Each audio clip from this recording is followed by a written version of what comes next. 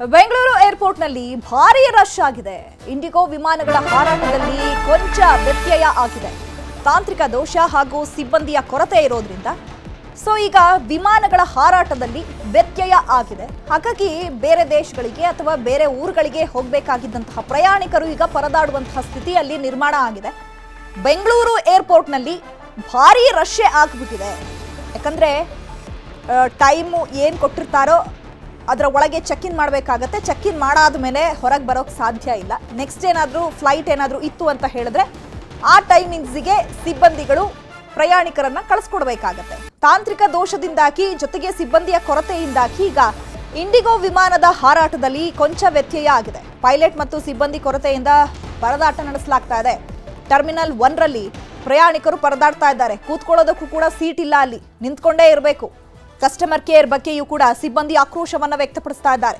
ಕೆಂಪೇಗೌಡ ಅಂತಾರಾಷ್ಟ್ರೀಯ ವಿಮಾನ ನಿಲ್ದಾಣದಲ್ಲಿ ನಮ್ಮ ಪ್ರತಿನಿಧಿ ಕೂಡ ಭೇಟಿ ಕೊಟ್ಟಿದ್ದಾರೆ. ಅಲ್ಲಿ ಯಾವ ರೀತಿ ಸಿಚುವೇಶನ್ಸ್ ಇದೆ, ಪ್ರಯಾಣಿಕರು ಯಾವ ರೀತಿ ಪರದಾಡ್ತಿದ್ದಾರೆ, ಜೊತೆಗೆ ಪ್ರಯಾಣಿಕರನ್ನ ಮಾತನಾಡಿಸುವಂತಹ ಪ್ರಯತ್ನ ಕೂಡ ಆಗಿದೆ. ಬನ್ನಿ ನೋಡೋಣ.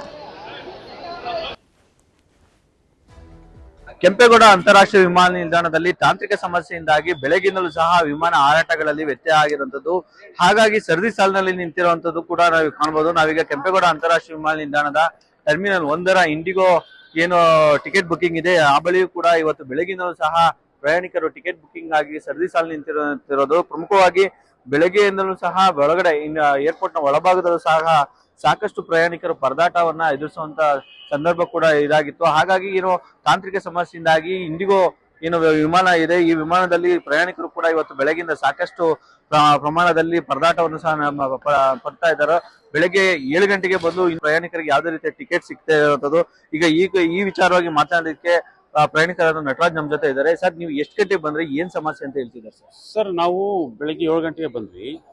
ಆದ್ರೆ ನಾವು ಒಂದು ತಿಂಗಳು ಮುಂಚೆ ಬುಕ್ ಮಾಡಿದ್ದು ಪ್ರವಾಸಕ್ಕೋಸ್ಕರ. ನಾವು ನಮ್ಮ ಎಲ್ಲ ಏಜ್ ಆಗಿರೋರೆಲ್ಲ ಬುಕ್ ಮಾಡಿ ಬಂದಿದ್ದೀವಿ ನಾವು. ಆದರೆ 7 ಗಂಟೆ ಫ್ಲೈಟು ಕ್ಯಾನ್ಸಲೇಷನ್ ಆಗಿದೆ ಅಂತ ಮೆಸೇಜ್ ಬಂತದು.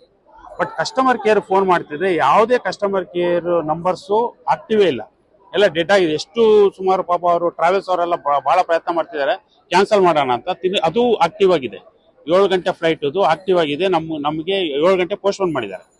ಸರಿ, ನಮಗೆ ತೊಂದರೆ ಆಗುತ್ತಲ್ಲ, ಬೇಗ ಹೋಗೋಣ, ಒನ್ ಡೇ ಪ್ರವಾಸ ವೇಸ್ಟ್ ಆಗುತ್ತೆ ಅಂತೇಳಿ 11 ಗಂಟೆ ಫ್ಲೈಟ್ಗೆ 4,000 ರೂಪಾಯಿ ಎಕ್ಸ್ಟ್ರಾ ಕೊಟ್ಟು ನಾವು ಬುಕ್ ಮಾಡ್ಕೊಂಡ್ವಿ. 11 ಗಂಟೆಗೆ ಹೋದ್ರೆ ಅಟ್ಲೀಸ್ಟ್ ಒಂದು 2 ಅವರ್ಸ್ ಡಿಲೇ ಆಗ್ಬೋದು, 3 ಅವರ್ಸ್ ಅಂತ ಮಾಡ್ಕೊಂಡ್ವಿ.